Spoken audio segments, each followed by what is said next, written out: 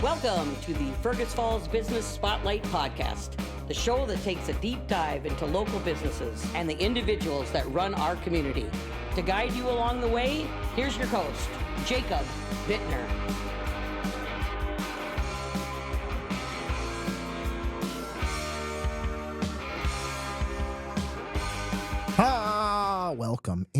Welcome in this afternoon, Joe Norman. How are you doing?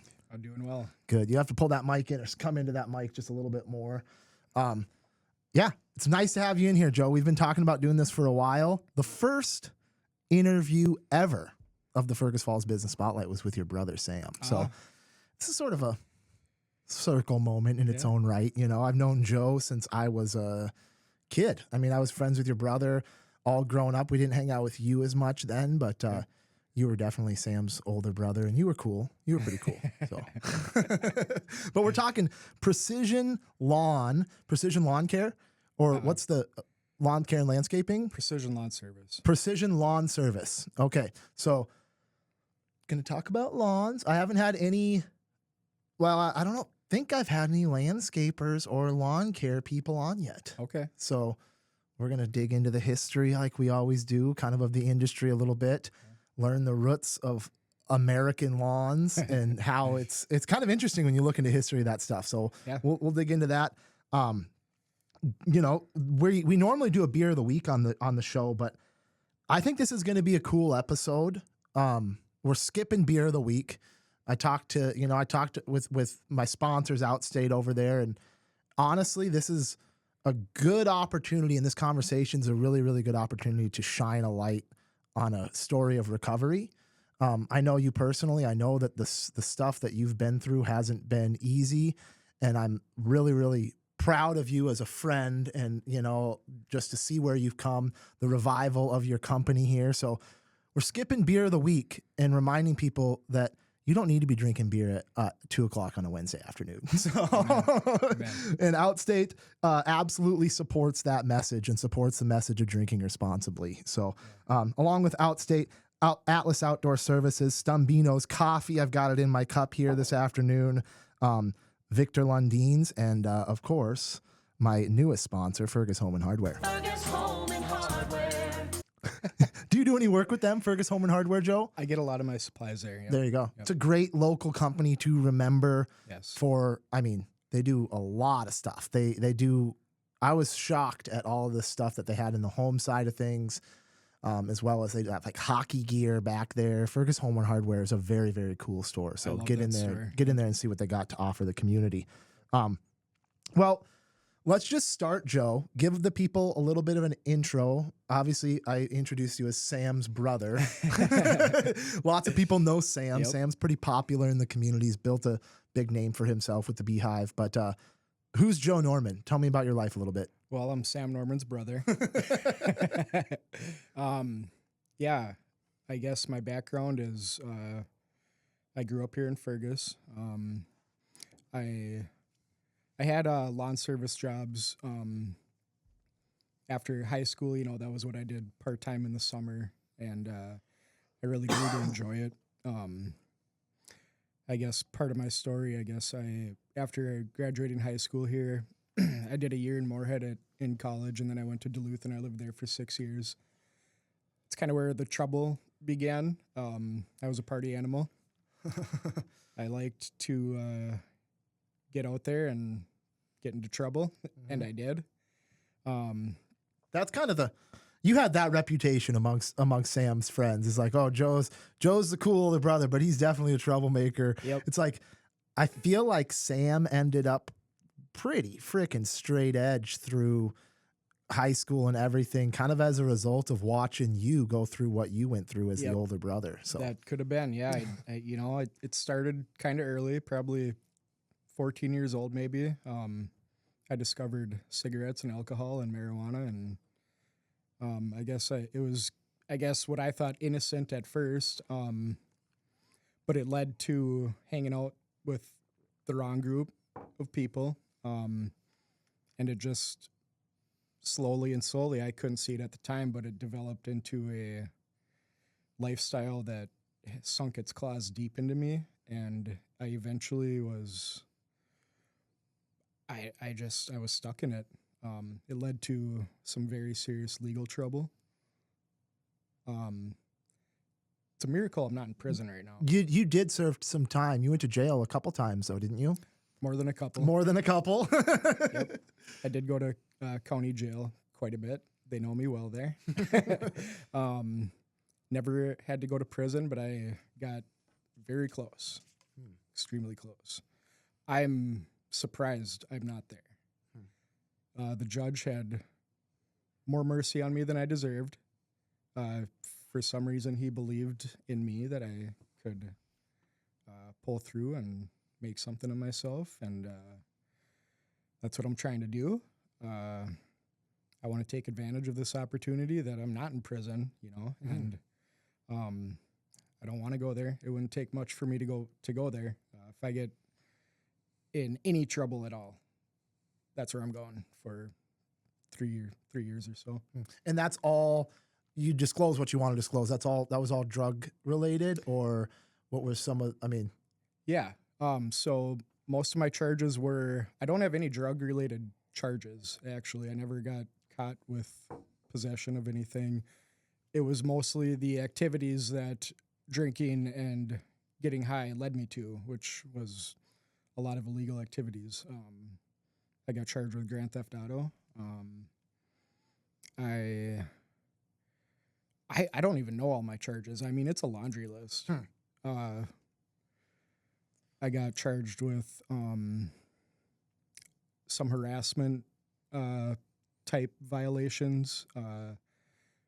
There was people that I loved the most in my life that I was kind of harassing, I guess, and so I got some harassment restrictions put on me, and I broke them over and over, and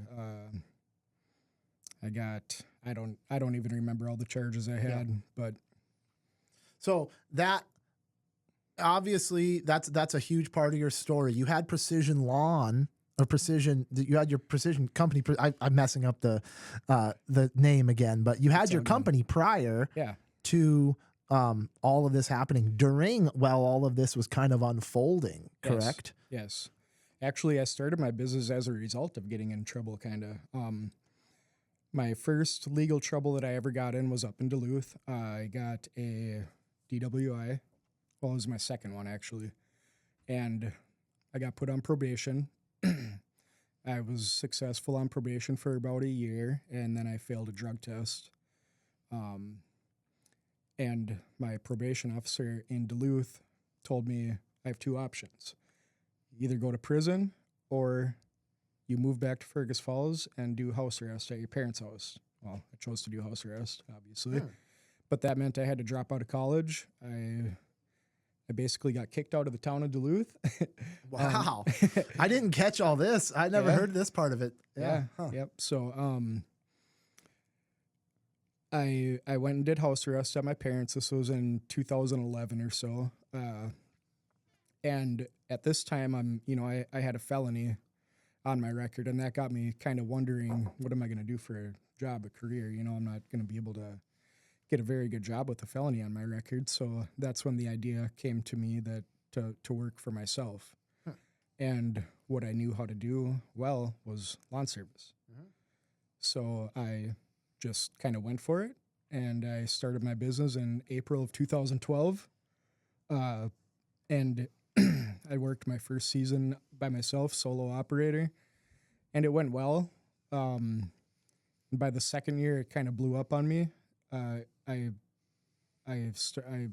got to the point where I had to hire help, purchase more equipment, and it grew very fast on me, kind of too fast. And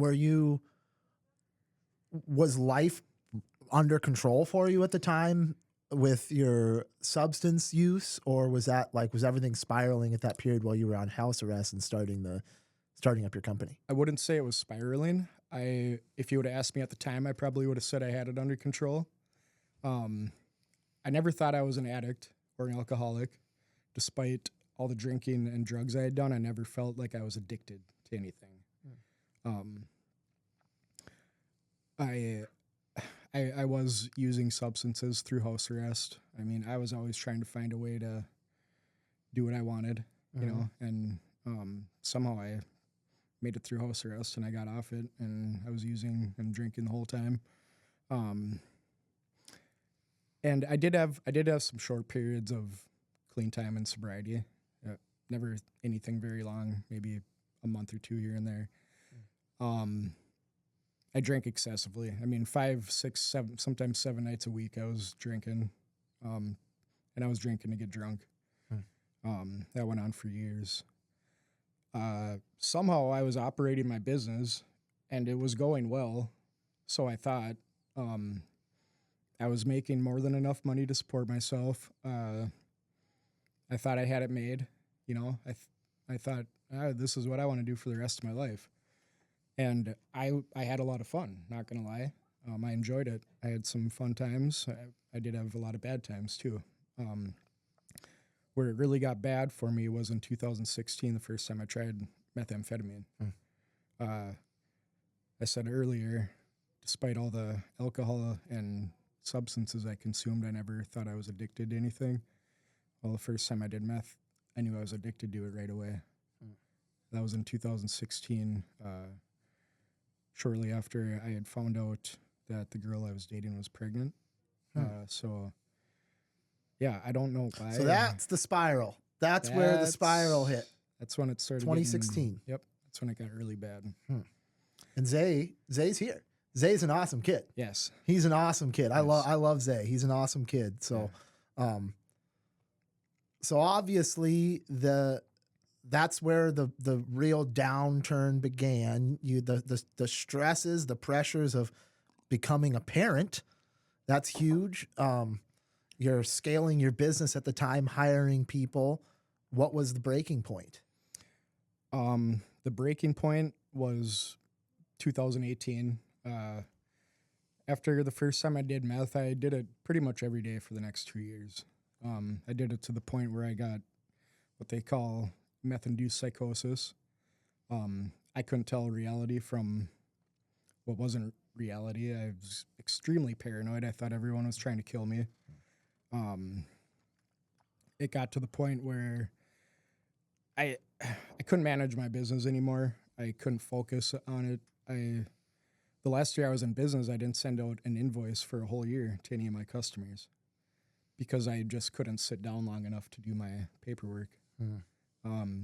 So I was running out of money. My employees at the time were getting fed up with me. I don't blame them one bit.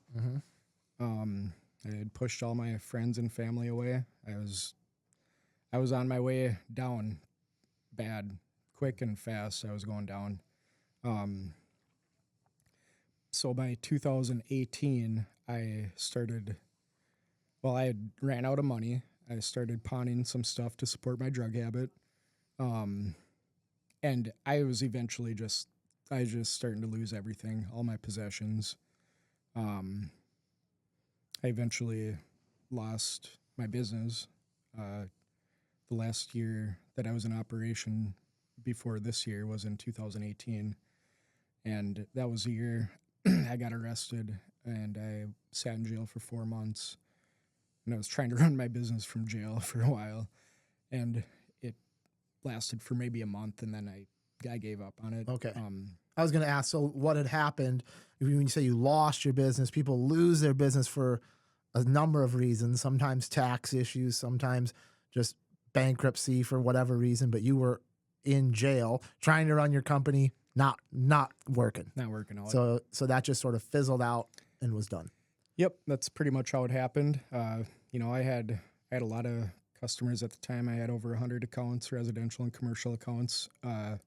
The radio station. I'm pretty sure we're sitting. You were. We'll talk about that off the mic here. Sure. We'll talk about that. Get you back on some trade here at the radio station. Right, but that was. I mean, you were really, really a key player in that industry at the time that all shut down. I think. So. Yeah. Yep. So I was sitting in jail in the middle of summer when I'm supposed to be mowing lawns and keeping people's properties up to maintenance, and I was sitting in jail for 4 months, and people are wondering where I'm at, and they're emailing me and calling me. I can't answer my phone or my emails, and eventually they just, gave up and found somebody else, and I was in and out of jail and treatment for the next several years. Huh. So I had no really opportunity to be able to get out and try to start my business back up. And even if I was, I didn't have any money or a truck or equipment to do that. So the next few years from 2018 to 2020, 21 were me basically white knuckling it, trying to get sober. I was on again, off again, in and out of it, relapsing over and over. Dozens of relapses in this time. I just couldn't get it. I was still getting arrested, going in and out of Otter Tail County Jail. And when I almost had to go to prison, which I thought I was going for sure. I should have gone. When you get arrested, you get so many points, criminal points, and if you reach a certain amount of points, it's automatic prison sentence. I had reached that number. So I got what they call a downward departure. That's when the judge makes a judgment call, and he strays from the recommendations, because judges can do that. They don't have to follow it. He chose to not send me to prison. He sent me to Teen Challenge in Brainerd. Wow. 13-month faith-based inpatient treatment program. And I graduated that program. I went in July of 2020, and I graduated the next year, July 2021. And that changed your life. Oh, man, completely. Mm-hmm. I am not the same person today as I was. Well, and what's kind of interesting is, well, it's not interesting, but I like to say this as part of my testimony. That time I got arrested, I had lost everything. I pretty much had the clothes that I got arrested in. That was my possessions. So I went to Teen Challenge in July 2021 with the clothes I got arrested in, and that was all I had. So that process, like you go to court, you have your court date, and then you get your sentencing. And from that point, they take you wherever you're going to go. That's how that system works. So you weren't sure you were going to your court date. You weren't sure where you were going, what you were going to end up doing, whether or not you were going to prison. And all of a sudden you're getting sent to Teen Challenge. I thought I was going to prison for sure. Even my public defender told me, you're going to prison. You have enough points. What was the time that you thought you were looking at? 28 months. 28 months. Yep. Huh. And instead you ended up with probation, extensive probation. As long as I completed the long-term treatment at Teen Challenge, the prison sentence was, I didn't have to do that. And what was probation. What was that last charge you were facing that was like going to put? Because it probably wasn't anything in particular, but it was because of so many stacked up violations that you were facing the time. Yeah. To be honest, I don't even remember. Okay. I was getting so many different charges. I can't even keep them straight in my head anymore. Yep. What I think it actually was just a violation for failing a drug test. Okay. So it was a probation violation, I think. Gotcha. But yeah, to be honest, I don't remember. But that court date, and then, so talk about that Teen Challenge program a little bit, because I don't know too much about it outside of what I know through you. I have been to I've been to one church service in Alec. I think there's a Teen Challenge there in Alexandria. Yeah, it's being built. Yep. Or it's being built. But I thought maybe it was a different thing, but it's a bunch of rough people that are, I think it's cool. I think it's the most real, and it's some of the most raw stories of transformation that you can find out there. So, but talk about that program a little bit. All right. So it's a faith-based treatment program. I didn't want to go because I was not religious and I didn't believe in God. I was an atheist. And well, that's not completely true. I was an atheist I decided when I was really young I didn't believe in God. I was probably 8 or 9 years old. And I lived that way until I was 32 or something. I was in jail and I was doing some programs because whatever programs they do in jail, you just go to get out of your cell, you know? So I was going to these Bible study programs in jail, not because I believed, just because I wanted to get out of my cell. I was bored. That's where I met my current pastor, Pastor Bill Lobb, from Woodland Baptist Church. He put me through a program called the Set Free Program, which is also it's a faith-based treatment program that you can do in jail and prisons. And it's a 12-week course or class. If you complete it, you get a certificate. And mostly it's a certificate that you can show a judge that, hey, look, I'm trying to improve myself. I got this treatment certificate. And a lot of guys do it to try to get a lesser sentence, which was kind of what I was doing. But it was the first time I was introduced to Jesus Christ and the gospel. And it started changing me. I decided to say yes to Teen Challenge. And so you got that offer based on the fact that you had been through this program while you were in jail with your current pastor. It wasn't necessarily because of that. It was, Teen Challenge will send their employees out to different jails to go in and give them kind of a briefing on, hey, this is an option. You can apply for this. If you get accepted, it can take place of if you have to go to prison, or you can get out of jail early, or, you know, and that's why a lot of people end up going. Not because they necessarily want to go, but they're trying to get a lesser sentence. That was me. I was trying to not go to prison. That's why I went to Teen Challenge. So let's just stop and talk about that real quick, because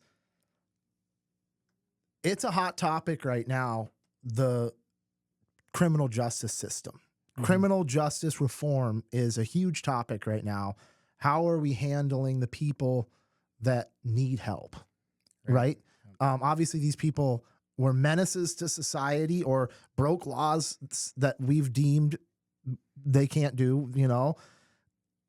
But there has to be this recovery aspect to it, right? There has to be this, we are going to help this person rather than just lock this person away, right? There has to be that move in society that happens, right? Yeah, I agree. I mean, you're not going to fix anybody by locking them up if you don't do anything for them while they're there. Yeah, it pretty much just kind of makes it worse for them a lot of times. So, Teen Challenge. And then that, because now I know you, it's interesting. I know you as someone, probably the most radical transformation spiritually that I've seen in somebody who was a user. You described yourself to me as a hardcore atheist at one point prior to becoming a Christian. And now you are, by all measures, you are probably more of a fundamentalist, extreme Christian than a lot of the people I know now. Yeah, I would agree. I believe the Bible is the Word of God, and I believe it's infallible, and I trust it more than anything besides Jesus. So talk to me about that then. Talk to me about that, figuring that out, because I don't think that, and maybe everyone just has their moments, life happens, but very few people can point to a period in life where like a switch flipped or something happened and they had a previous person that they were attached to that they no longer associate themselves with anymore, and they're a new person. Like that type of change doesn't happen in a lot of people. I think a lot of people, it's a lifelong journey, how they come to discover their worldview and settle into that. So I'm interested in that, because it sounds like it was kind of a flip switch moment, sort of. I remember the exact moment God softened my heart, and my mind began to question what I thought I believed. I was in jail, picked up a Bible for probably my very first time, at least that I remember. And like I said, I had done meth for so long that I was in a meth-induced psychosis. The first time I picked up a Bible, I was in a meth-induced psychosis. And the only reason that I picked it up was because I had got arrested. I was in jail. I got in a fight. I got locked down for 30 days. And I was in a cell by myself with nothing but a Bible. And I picked it up and I opened it. And this is kind of an interesting part of my testimony. I opened up the Bible. I just opened it to a random page, and what I thought I read is not in the Bible. What I thought I read was, I am going to keep taking things away from you until you come back to me. And I thought I read that. And when I got to Teen Challenge, I picked a Bible up and I read it from front to back, and I didn't find that in there. It's not in there. So it was either God talking to me through his Holy Spirit, or like I said, I was in a meth-induced psychosis. I don't know, but I read that, or what I thought I read that. I put the Bible down, and I cried the rest of the night in that cell. And I started to finally feel bad for all the things I'd been doing. And I finally admitted that this was all my fault. I had done all this. I got myself in here. Where before I was blaming everyone else. It's their fault I'm here. It's their fault I'm doing this. So-and-so did this, so that's why I did that. This was my very first time. I mean, it was a very eye-opening and humbling experience. I finally stopped crying. I said, wow, I got myself here. I did all this. I have to take responsibility for all the bad things I've done. And I did that. And that's when my mind kind of started to change about God. I finally admitted that, well, maybe I don't know everything. Maybe what I thought about God or know God or whatever my spiritual beliefs were, maybe I'm wrong. That was the first time I admitted that to myself. And then you got out of jail, and did you go right into the Teen Challenge program from that point? Yep, they sent a guy to pick me up and brought me straight there. And that was up in Brainerd, Bemidji? Brainerd. Yep. And how long was that program? 13 months. 13 months. And is that you live in like a dorm style living? Do you go out and work during that program? No, you cannot leave the building. Well, you can go outside and, do activities and stuff, but no, you can't leave. You can't work the whole time. In Brainerd, it's a church. It's an old church that they have made into a treatment center. It has a short-term program and a long-term program. It's in the same building, but they're kind of separate.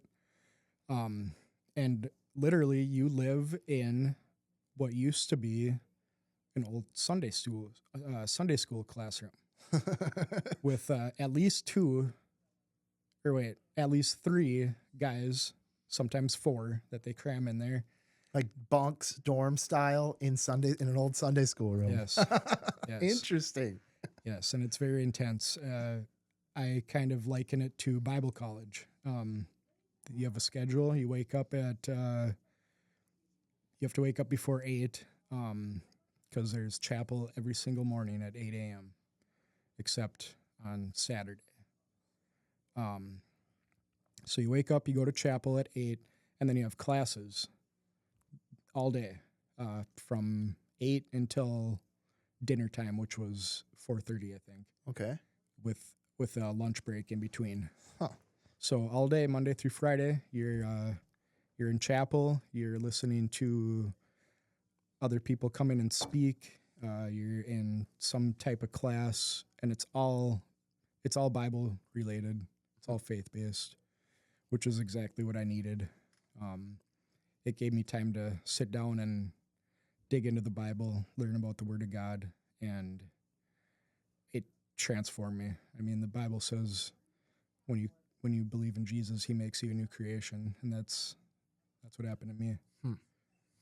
So, talk a little bit about what kind of recovery options are there? What kind of I'm not going to imprison you, I'm going to rehabilitate you options are there for people who don't want to go into are there non-religious forms of this? Is this unique to itself because the church is doing this? Talk about that. Like, because obviously you wouldn't be in this state of life you're in without the transformation of, yourself and your spirituality, your worldview.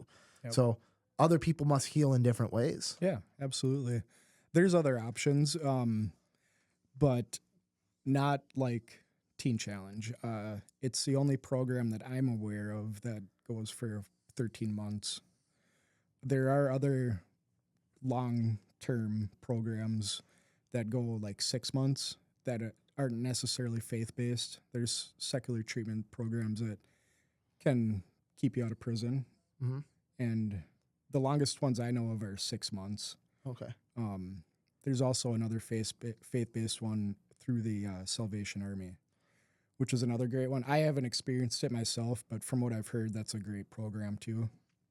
I think the only other 6-month program that I know of, I think, is in Granite Falls at Project Turnabout, which is a secular treatment program that's considered long-term. Okay. What percentage of people that, just maybe not exact statistics, but what percentage of people that you witnessed make it through this Teen Challenge program end up going back to prison or going to prison? The statistics aren't good. They're not good.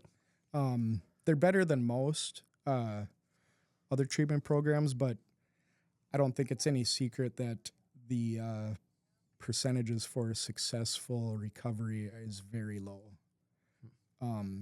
worldwide. Even in faith-based programs. I would like to think they're a little higher in faith-based programs. And I do know some statistics that were taken tracking people that have graduated Teen Challenge for, like, they have certain intervals, like 6 months to a year, where there's no relapse. But it's pretty rare, sadly, to graduate a treatment program your first time and to stay clean and sober. I see very little of it. Interesting.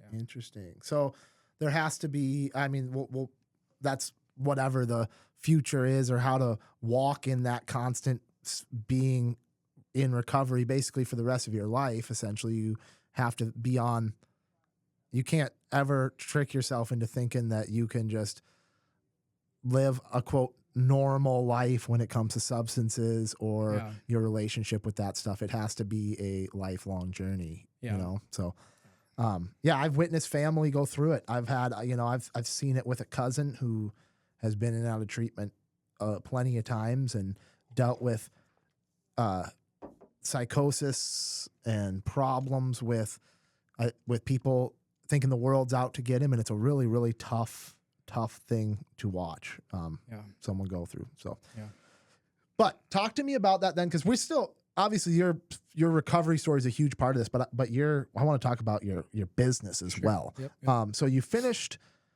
your Teen Challenge, 13 months, and then how do you find a job after that? Right, you found you worked out at the farm for a while. Was that the first job you got out of Teen Challenge? No, it wasn't the first one. The first job I got out of Teen Challenge was, I think, at Quality Toyota in the shop, changing oil. And then I started working for a good brother in Christ, Lucas Sem. He has Tree Trimmers LLC, a tree company here in town. He's based out of Underwood. I worked for him for a little bit. And then I think from there, I went to Acres of Eden. Okay. The farm I worked at for a couple of years. And I loved the farm. Acres of Eden is an awesome place. But I always had this desire to do lawn care. I almost craved it. I missed it so much, and I couldn't stop thinking about it. So one day I told Joel, my former boss out at Acres of Eden.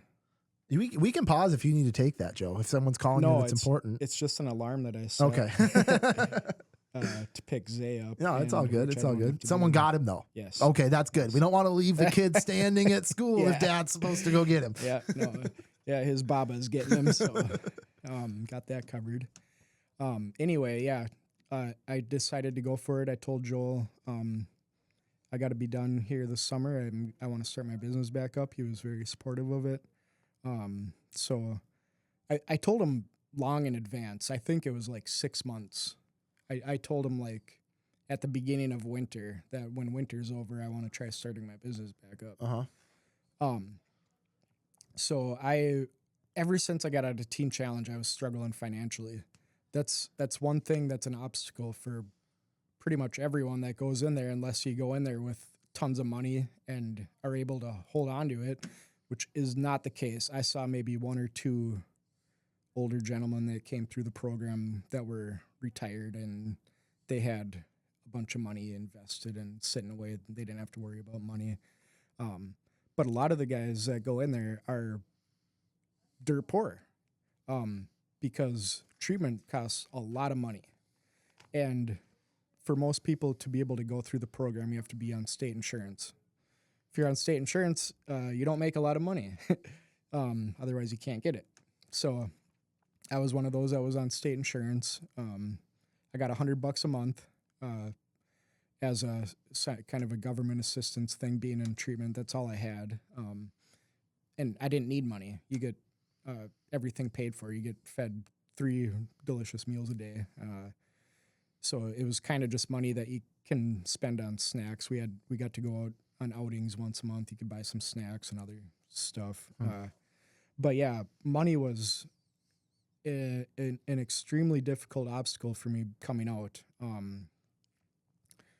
I couldn't get ahead. I was living paycheck to paycheck, and it's exhausting doing that. I wanted to get ahead, and the only way I knew how to make more money was by doing lawn care. So I started my business back up on May 1st with less than $1 in my bank account. Yeah, I wasn't able to save any money. I had a truck and a push mower and a string trimmer and a leaf blower. I had enough money saved up to buy a string trimmer and a leaf blower. And So how does it work? You dust off the old LLC that you had, or like, did you have to go through that Secretary of State stuff all over again? So this is a whole nother funny story that I won't get too deep into, Yeah. but I haven't been able to re-register my business with the state because at some point I was reported deceased to the Social Security Administration. Oh. Yeah. I think somebody tried to steal my identity. And when they dug into it, they must have said, "Oh, I don't want that guy's identity." Or, I don't. What? Yes, as of right now. So I'm you're reporting. still trying to figure out identity, Yeah. how to be alive? Yeah. Yeah. Here's the deal, Joe. Let's talk about this for a second, because if something happened in the world and the government ever decided that I was dead, I maybe would just let them go with Right, it. right. That might just be the out that I've been looking for my entire life. Better off dead in the eyes of the government, Oh man, that's funny. Yes, and it is a good option. Well, we'll just move on from that. Yeah. We'll just move on from that. Good luck with that. Yeah, that's a thing, That's but a thing. That's a wild. Yeah. We might have to have a follow-up conversation about identity crisis, Yes. identity theft. So Yeah. as far as the name goes, what were the thoughts of you kept the original name when you rebranded or relaunched? Yeah. Was there any thought into the brand rebranding? I have thought about it. There's another name I really like. Ottertail County Lawn Enforcement. Ottertail County Lawn Enforcement. That's a good one. That's a good name. Yeah, right it's one there. I've really been considering. And when I do go back to register my business, when I get all this identity stuff squared away, I might think about changing it to that because it's pretty good. I like it. But no, Precision is kind of my brand. It people got to know it. My logo is familiar around town. So I'm juggling it in my head, kind of what I want to go with. I like it. Like I said, I like the story, the falling out of a business, the spiraling, not necessarily I like the spiraling of a person, but Right. but the result of this, seeing where you've come in life and continue to strive and grow towards, and then this business starting up again, it's a really cool story, man. It's a really, really cool story. One that I certainly have not uncovered a story like this yet here in Fergus Falls. And I'm sure there are some other ones out there, but it's certainly unique. So what do? Talk to me about what the options are, the services that you offer this summer, heading into the fall and in the winter. Yeah. So what I offer is, I mean, most of it is at least 90% of my business is just mowing, weekly lawn maintenance. So our lawn service includes mowing, string trimming along or around everything and along all the edges, and we blow off any leaf clippings off the driveway and sidewalks, get it all cleaned up. Other than that, I offer small tree trimming, shrub and hedge trimming. I am studying to get my commercial applicator's license for fertilizing and weed control. You have to be licensed for that in Minnesota, so I have the books. I'm studying for it, and I want to take my test and be licensed for next year. Do spring and fall cleanup. I've picked up some really random jobs. Oh, another thing I enjoy doing is lawn renovation, or lawn installation. Okay. Seeding, and if somebody has like a thin or patchy yard, just kind of reviving it. But I don't get to do much of that now because a lot of that would include fertilizing and weed control, which I can't legally do right now. Gotcha. So in the future, that will be a service. Do snow removal. I actually tag team snow removal with Jess Schoen. He's got a company in town, and I worked for him last winter doing snow removal, and this winter we've been kind of chatting about how we can incorporate our businesses together, because doing lawn service, a lot of people come to me for snow removal. It's kind of, package deal. So I wanted to be able to offer that service, and me and Jess have figured out something where we're going to kind of conglomerate together, and what we're going to do is I'm going to do his residential side of snow removal, and he's going to focus more on commercial stuff. Okay. And so I'll have his residential side of snow removal, and then I'll be able to still take on my own residential customers. Cool. And, yeah. So. Very good. Very good. So that's the plan. And then hopefully next year you're into more of that seeding and fertilization and stuff. By next summer, you have those services to offer. And hopefully you're alive in the eyes of the government. Yes. Hopefully by then, yes. Oh, I love it. Yeah. Well, I by all means, I don't want to get away from your story at all. If there's anything more we need to add to it, I feel like we did a pretty good job of uncovering that, man. Yeah. Let's talk about the history of lawns and the history of lawn care, because this is the lawn, the green lawn, the American dream. That's really what the lawn is, right? The lawn didn't really exist in its current form until about the 16th to 17th century. Prior to that, you had a lot more practical use of land. It says here, wealthy Egyptians maintained gardens with decorative plants.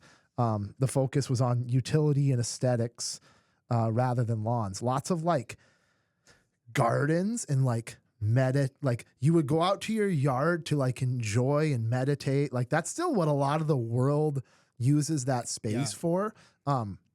Lawns, I mean, it says here in the Middle East, you had the moats in defensive landscaping. That used to be a thing. Imagine just getting a house and putting a moat around it for protection. Obviously it'd be a castle or something like that. But you had basically every practical thing you could think of happening with your lawn. Growing food, community gardens still exist in parts of the world with that space. I think it's kind of I don't want to say it's a waste of space having all these lawns, but man, when you look at the numbers here, it is pretty wild. I wouldn't actually disagree with you if you said that. I do lawn service, but I like the idea of having gardens and lawns, and I know some people that have native grasses that they let grow and they don't mow it or anything. And I think it's beautiful and it's a great idea. I think the lawn industry, you know, we do kind of overdo it a little bit in this, especially in this country. I am not against these other forms of lawns, such as gardens, and, you know, it is more practical. I think that's the future. Yeah. I think that is the future. I think that we have this maybe couple 100-year period where we think this is cool. And obviously there's the practical use of a lawn, being able to go out there and throw the ball for the dog, or go out there and throw a football around or baseball around with your kid, or have activities going on, barbecues and stuff in your yard. But I think in general, we're going to come full circle. I have some friends that just got approval from the city of Fergus Falls to turn basically their whole lawn into a garden, you know, all the way up to the boulevard. So that's pretty cool. I would like to see more of that stuff. Community gardens. You know, if you have food growing in your yard and somebody could just come and eat some food off your garden while they're walking by or something, like that's the kind of community I want to see. Yeah, you know? Absolutely. I wouldn't look at that as something that like takes my business away. Right. You know, I would try to find a way to adapt to it. You know, like maybe install that sort of stuff. Yeah, just to give some of the statistics here, according to my assistant, Americans spend roughly $40 billion annually on lawn care. In the U.S., lawns use an estimated 9 billion gallons of water per day, which is enough to fill over 13,000 Olympic-sized swimming pools. Wow. That's wild. That is wild. That's per day, 9 billion gallons of water per day. Yeah. Lawns in the U.S. are the largest irrigated crop, covering about 40 million acres more than any single food crop. Wow. So we have an extra 40 million acres on top of the farmland we have that's just useless grass. Just grass. Just grass. The largest lawn maintained in the world is the National Mall in Washington, D.C., spanning over 200 acres. Wow. I wonder how long it takes to mow that. Yeah. It's a lot of acres. Yeah. So, yeah, that's wild. I think the little bit of research I did is it's a Western thing. Lawns are a Western thing. Absolutely. Europe, there's sections of Europe that have them. There's obviously irrigation problems in the Middle East, other parts of the world, population issues in other parts of the world that don't allow it. So it's very much so a Western thing. And I feel like in the scheme of history, it might not, lawns as we know it might not survive very long. We'll see. That could be. We'll see. Yeah. We'll see. We'll see. But one thing that may disrupt your industry a little bit more in the near term, let's talk about robotic lawnmowers. Do you know anything about them? Not a whole lot. I've seen a little bit about them lately on social media and stuff. Robots that are out mowing the lawn, and I don't know hardly anything about it. I haven't seen it around here at all. But it does seem to be where that industry is moving in that direction. I don't know how or if it will ever affect me in this lifetime. I mean, I know. I know, Joe. Yeah. I know. It's coming. It's happening. Yeah. I mean, it definitely could. I don't think by any means it would put me out of business. Yeah. I think you'd have to adapt.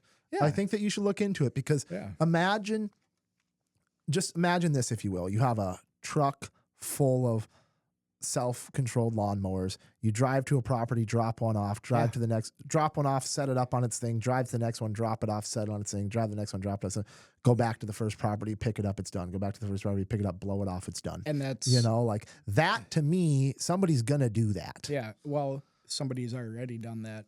That's the tiny bit that I do know about this is something I saw on social media on Facebook.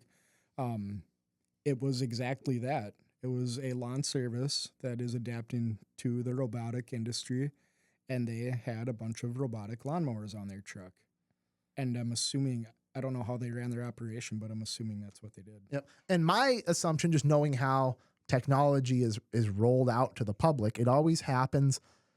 The barrier of entry is always too high right away. Right. There's always this, essentially a big company or somebody with money who can break through that barrier of entry, they'll do it first. But it's not going to be very long before the cost and the production of that is dialed into a point where the average American can buy one of those things for as much or less than a lawnmower is now, and they're just controlling that right off their phone. So I think it's a huge disruptor that's within 5 years of the industry. That's my take on it. 5 years, huh? Within 5 years, I think you'll be able to get these mowers off Amazon for pretty cheap and control them off your smartphone.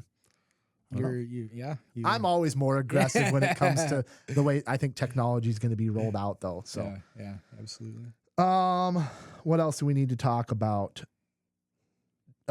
Promotions, events. Do you do anything with events, really?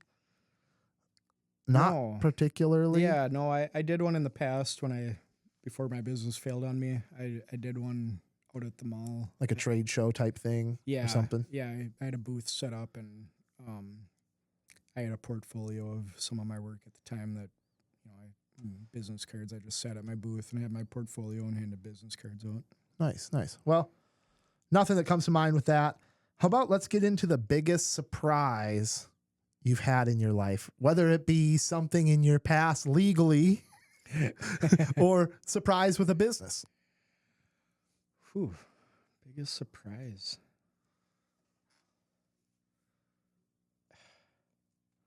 It's kind of a hard question, Jake. Yeah, I know. Maybe I need to switch that up because that one seems to stump people.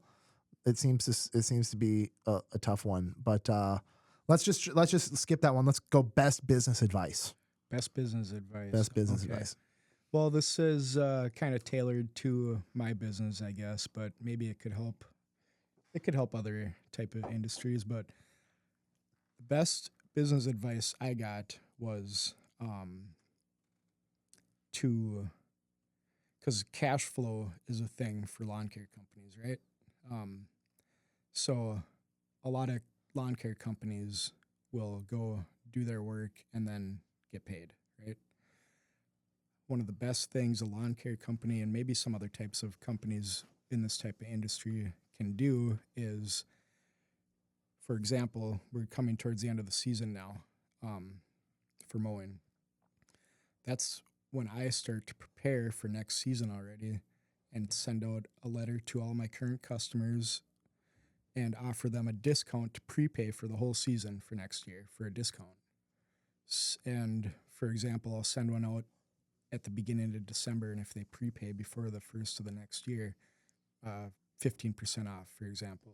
Okay. Send another one out in January with the same offer, except now it's down to 10%, and another one in February, 5%. Now you got cash flow coming in before the season even starts.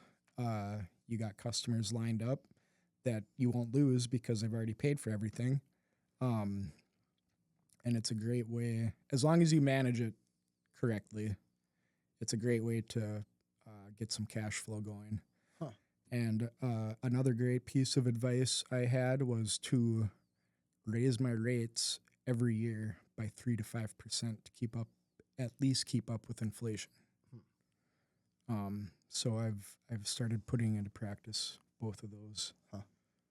That's a topic there. Yeah. It's a spiral, man. Yeah. I'm trying to think. It's been a while since I did the Bell Bank episode. Okay. I think it's time to follow up with maybe get another financial advisor or a bank, some financial entity on to talk about where the state of the economy is, because that inflation, man. I have an answer for your last question now. I just thought of one. Yeah. So this actually happened recently. There's a show called The Blocks. I don't know if you've heard of it. You were telling me about it. Yeah, BLOX. The Blocks. You can watch it. It's like a series. It's like a reality TV show kind of for entrepreneurs. You go and you be on the show and you kind of it's like a marketing class kind of. So you go on the show, you do this class, and then you have a competition basically with the other people on the show, and you can get points, and there's a $10,000 grand prize for the winner.